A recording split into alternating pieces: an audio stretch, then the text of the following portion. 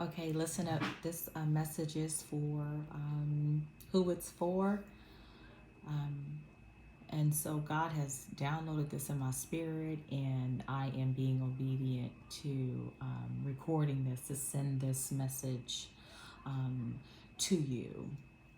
Um, the topic is test in your resting. Test is in your resting. So many of you, before I share and read to you what God has downloaded in my spirit, for many of you, and including in my own life, but for many of you, God has been trying to lead you to a place of rest. For many of you, you've been struggling with anxiety, struggling with so much anguish going on in your heart and in your mind and in your body, things that you're trying to hold on to, things that you're trying to fix in your own strength, and you think that resting will not solve the problem. And I want you to go back and look at the previous video where I talked about the blessing is in your stillness. The blessing is in your stillness. So I'm going to read this to you, and here it goes. So for many of you, God is trying to lead you by the still waters to restore your soul, to restore your soul. Your soul is tired. And not only does it want to be restored, but it needs to be restored by the power and the Spirit of God. But you are holding on to your fears, or you're holding on to what you think you have to keep. Let that marinate. Let that sit.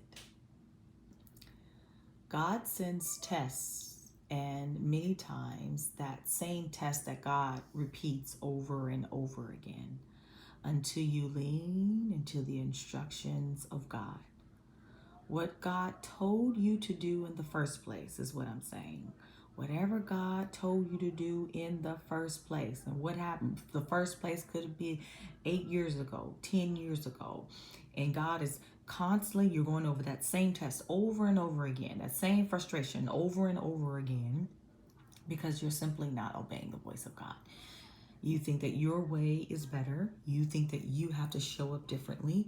You might be under a feeling that other things, other idols, other things around you is your God, is your provider, is your place of peace on the outside of you. And God has been tapping at your heart, and you have not been letting go because of your own fear. And I get it, because God has led me through my own test, and the same thing that God has revealed within me about the answers concerning that test. It wasn't until I chose to lean into what God said and not be thrown off by the turbulence of what occurred. The turbulence is what shakes you, but what it shakes is it shakes the fallow ground off of you. It shakes the fear off of you. It allows you to see what is the anchor, which is the Spirit of God. It allows you to see the Spirit of truth. It allows you to see Jesus as the anchor of truth, the foundation. And so many of us have been shaken or going through a turbulence, or and it's caused you to stray away from God. It has caused you to try other things or do other things. I remember my former pastor had preached this.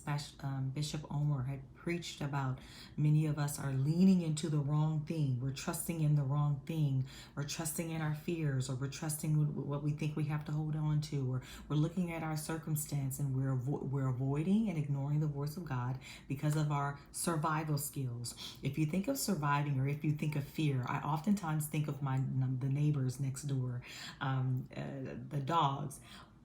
They just bark, and oftentimes it sounds uncontrollable, and it's because they are afraid and they're being defensive. They're guarding something, and that really reminds me of fear. Fear is irrational, and it's just loud, and all it does is just it doesn't allow you to listen to God. It's always on the fence, and it's always ready to attack. But when God is telling you to be still no matter what, when God is telling you to rest, when God is telling you to be at peace. But you think because of the turbulence or because something thrown you off that you have to lean into that, and God is pulling you back to, no, this is where I have you. I'm building your character for your next phase. I'm building the truth of who you really are. I'm building how I truly see you, okay? So lean into God. Somebody needs to hear that. Lean into the voice of God. No matter what, lean into it. When I say lean into it, I literally do mean that. Sometimes it's not a deep dive. Sometimes, it might take some leaning into, and this is why the tests oftentimes happen. God allows the test to happen, and many times we allow the test to keep happening, but then ourselves, because we think we have to rely on our own strength.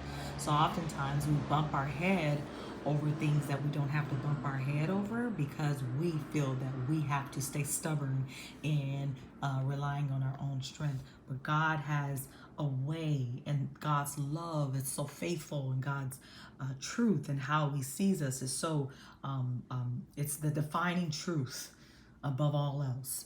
And so standing in that is everything. So leaning into that truth is everything. Sometimes we get in our own way to try and make what he said do fit into what makes us feel safe or comfortable. But what is God leading you to do? What has he already told you and shown you? The next level or version of you can no longer function in the way that you've grown accustomed to. There has to be a shift. Many times he's tapping at us on our shoulders to lead us by the still waters, but you could be fighting because of turbulence, because of what happened, because of, wait, I didn't see that coming. Wait a minute, wait, it's throwing you off. Wait a minute, okay, let me put God down. Let me put God aside, and I gotta fix this. That was me so many times. So many times that I can remember. And I was stepping on my own foot. I was shooting my own self in the foot. Because I thought I was grown accustomed to figuring things out. I. The turbulence is only a test. The turbulence is only a test. In the turbulence, we think we have to keep up our dukes. In the turbulence, you think you have to keep up your dukes. And what I mean by the dukes that you used to have in your former self, keeping up the dukes, always on the guard, always ready to fight. When God is telling you something different, when God is whispering something to you different, what is God telling you that you really don't want to hear? I remember my mom saying this morning. What is it that God has already told you to do, but you don't really want to hear? Or that's uncomfortable. Are you sure, God? Yes. He's sure. He ain't changed his mind. And so you might be living in constant rotation of anguish and anxiety because of that. What are you fighting where God is telling you to rest? Are you being obedient? Surrendering, leaning into what he's already said. This is why the turbulence comes oftentimes. It comes to test you. Stand firm in what he has said. Do not be shaken.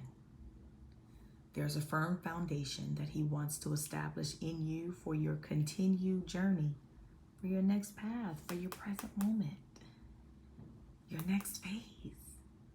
Heed to the voice of God. It is true. Do not drown out with your own fear.